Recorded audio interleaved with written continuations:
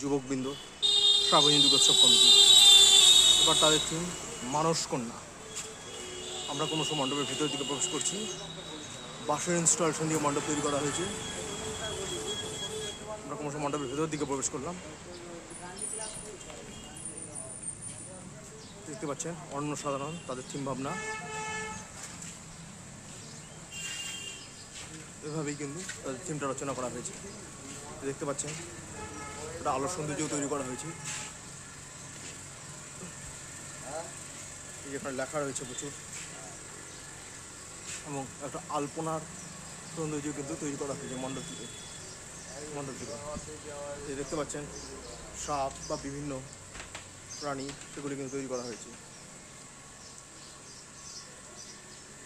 দেওয়াল বরাবর। আমরা কিন্তু ক্রমশ মণ্ডপের আরও সম্মুখের দিকে অগ্রসর হলাম। লেখা এবং আলপনা দুটোই কিন্তু অঙ্কন করা হয়েছে। কিন্তু আমরা ক্রমশ আরও সামনের দিকে উপস্থিত হলে একটি জালময় বিস্তৃত এরিয়া, এবং তারপর আমরা দেবী প্রতিমার সম্মুখভাগে এসেও উপস্থিত হলাম।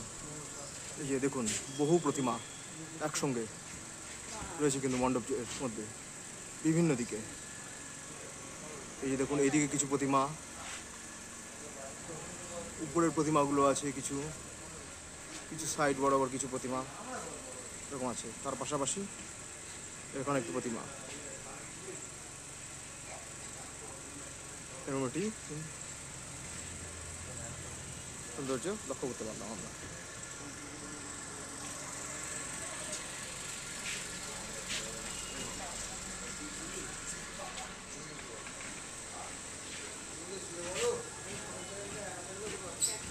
এভাবে আমরা মণ্ডপ থেকে বেরিয়ে আসছি ক্রমশ।